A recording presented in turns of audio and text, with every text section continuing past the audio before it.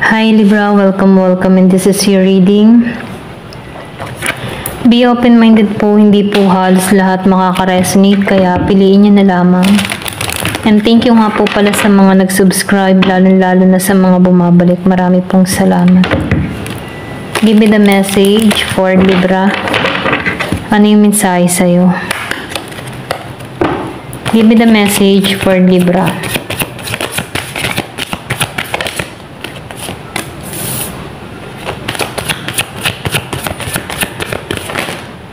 Wow. So, nakikita ko dito, no? Yung iba sa inyo, may paglago na mangyayari sa'yo, okay? May paglawak, paglago, or tagumpay.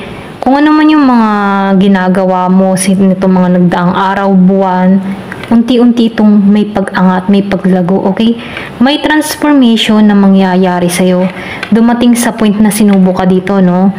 Meron ka ditong experience na sobrang masalimuot, ano? Sinubo ka ng tadhana, pero ganun pa man, ano? Kahit sinubo ka dito, hindi ka sumuko, bagkus nagpatuloy ka. Kasi nakikitaan ko dito na kahit marami kang mga kinaharap na pagsubok, tumungo ka sa pangarap mo. Nag-focus ka sa goal mo. Sa kung ano man yung gusto mong likhain para sa sarili mo. Meron kang mga bination dito, nilarawan, na kung saan nare-receive mo na to. Kasi nakikitaan ko dito yung pag-apaw, paglago. And then nakikitaan ko rin dito, ipinagpapasalamat mo to. Kasi may mga tao na sumusuporta sa'yo. Okay? Meron ditong happiness, renewal na nangyayari sa'yo kung bakit nagiging kang matagumpay rito.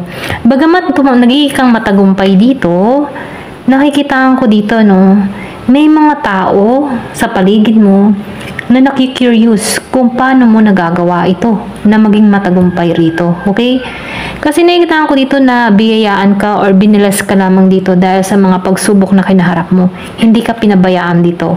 Bagkus, ikaw ay ginabayan dito. Okay? Kung bakit nare-receive mo to, kung bakit may paglago mangyayari sa'yo, or pwede rin ito yung naghihintay sa'yo, paglago. Okay?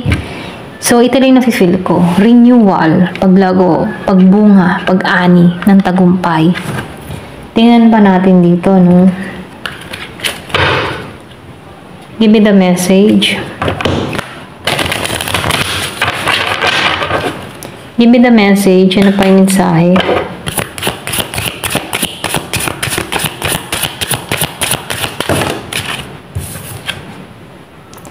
Meron ka ditong well-being.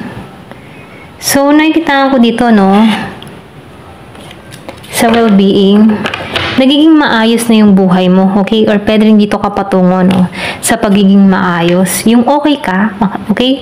Yung okay lang yung buhay mo, maayos, nagiging kang, kumaga, na natatapos na itong mga pagsubok na kinakaharap mo. Bagamat marami kang mga pagsubok, ano, or marami kang isipin, or pwede rin merong mga gumugulo sa isipan mo dito, hindi ka dito nagpadala sa mga negatibo na gumugulo sa kaisipan mo. Bagkus, nagiging kang masaya dito, okay?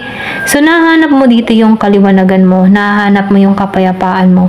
So, nakikita ko dito, nahanap mo din yung happiness mo, okay? So, nakikita ko dito yung pagpatuloy mo, no? Or pag-dire-diretso, okay? Kahit may mga humaharang sa landas mo dito, nagpapatuloy ka dito. Nakikita ko dito yung renewal, happiness na naghihintay sa'yo. Bagamat sinubo ka dito, okay? Marami kang pagsubok na kinaharap. Maraming gumulo sa isipan mo. Okay? Pero nafe-feel ko dito, patungo ka sa liwanag. Okay? Ayan. So, meron ka dito na positive-minded people. Yung iba sa inyo, mga tao or nakapalibot sa iyo ay mga positibong tao sa paligid mo na nagbibigay sa iyo ng suporta dito. Okay? Kung bakit nalalampasan mo itong mga pagsubok na kinaharap mo kasi nakikita ko dito na sinubo ka dito. So, nagpapasalamat mo kasi may mga tao sa paligid mo, pwedeng anak mo, pwedeng kapatid mo, or pwedeng magulang mo, napilit or patuloy pa rin na sumusuporta sa'yo dito, okay? So, panatilihin panatilihin laging positive, okay? Or pwede rin sabihin na yung mga apo-apo, ganyan, nagbibigay din ng kagalakan or kasiyahan sa'yo para malimutan mo itong mga problema na dumarating sa buhay mo. Okay? Kumbaga, sila din nagiging isa sa mga nakakatulong sa sitwasyon mo kahit may mga pagsubok kang kinakaharap. Itong mga apo, o kung may apo ka, no? Or kung meron kang anak, nakikita ko, ito yung tumutulong sa'yo kung bakit nagpuproceed ka or kung bakit nagpapatuloy ka sa buhay. Give me the message.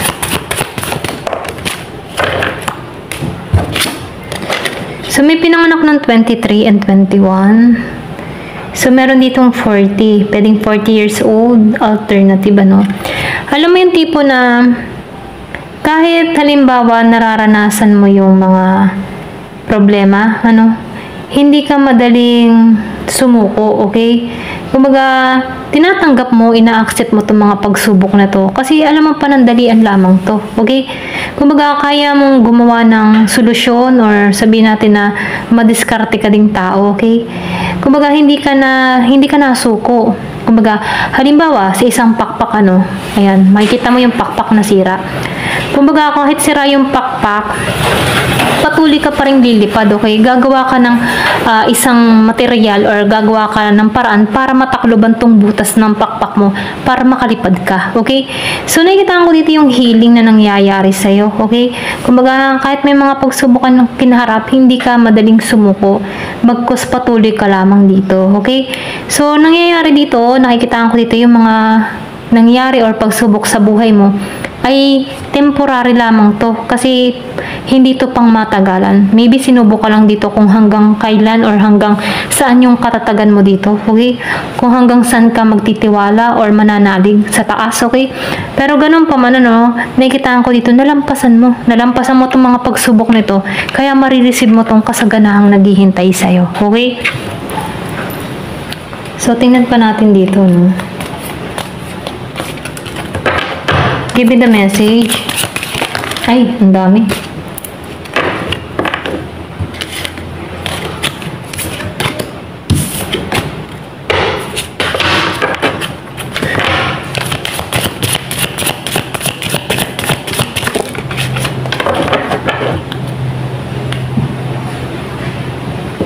So, nakikita ko rin dito, no? Yung iba sa inyo, nakikita ko dito, consider your commitments. Maybe, meron ka na dito mga inalisan, okay? At kinoconsider mo na yung sarili mo, okay? So, nafe-feel ko dito, pwedeng naibalik mo na yung sarili mo, nag-healing ka, kung meron ka mga problemang kinaharapan, no? So, nakikita ko dito yung iba sa inyo, magbubukas muli, or pwede rin sabihin, susugal kang muli, okay? Sa tawag ng pag-ibig. Kumbaga, once na meron pumasok muli sa buhay mo, ready ka na ulit makipag-commitments, okay? Ito lang nafe-feel ko, no? So, maybe yung iba sa inyo matagal ng panahon na single, pero ngayon, nakikita ko dito, once na meron dumating sa buhay mo, handa ka na ulit sumugal, okay? Para rito. Ito lang nafe-feel ko sa'yo. So, tingnan pa natin dito, no?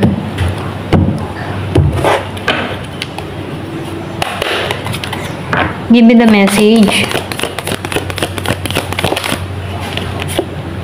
So, both money or property, truth, inheritance, winning or windfall. So, nakikitaan ko dito, no, yung iba sa inyo, pera ng parating. Malaking pera, pwedeng pamana, or pwedeng manalo ka, okay? Kung mahilig kang tumayataya, no, may posibilidad na manalo ka, okay? So, pray. Meron ditong whale. Great worry over nothing. So, huwag ka mag-alala sa mga kumbaga sa mga problema dumarating, huwag ka na mag-alala. Kasi wala lang yan, okay? Kumbaga sinusubo ka lang dyan. So, meron kang hiling na matutupad dito. Yung iba sa inyo, nakikita ko dito may paglalakbay na gagawin. Kung ikaw man ay nagbabalak mag-travel sa ibang bansa, no, masusubukan dito yung physical at mental mo. Pero ganun pa man, kahit sinubo ka dito, magiging kang wais na tao sa bandang huli. Okay? So maganda, no, yung experience na naranasan mo, ito yung magpapalago sa'yo dito. Pero ganun pa man, pag-ingatan yung kalusugan dun sa iba, okay? Kumbaga, ito na yung time para mag-focus ka sa kalusugan mo. Ayan, huwag mong baliwalain yung mga nararamdaman mo. So, meron ditong feather. Someone you know is undependable and insincere. So, meron kang ditong taong kakilala na hindi talaga maaasahan, at hindi siya sincere sa'yo. Okay? pwedeng may pagsisinungaling. So, meron ditong club. Someone will try to make you do something against your will.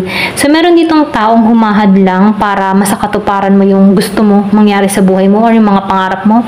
Pwede rin black magic or pwede rin kung ano man, intention or may nagsumpa or something na ganyan, na para hindi ka binasin kasi pera yung parating sa'yo.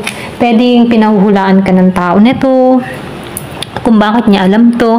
Pero ganun pa man, kahit anong kanyang gawin dito, hindi to magtatagumpay. Yung iba sa inyo, pwede rin itong sakit, kung bakit meron kang sakit na nararamdaman. Pero ganun pa man, hindi to magtatagumpay. Okay? Pray.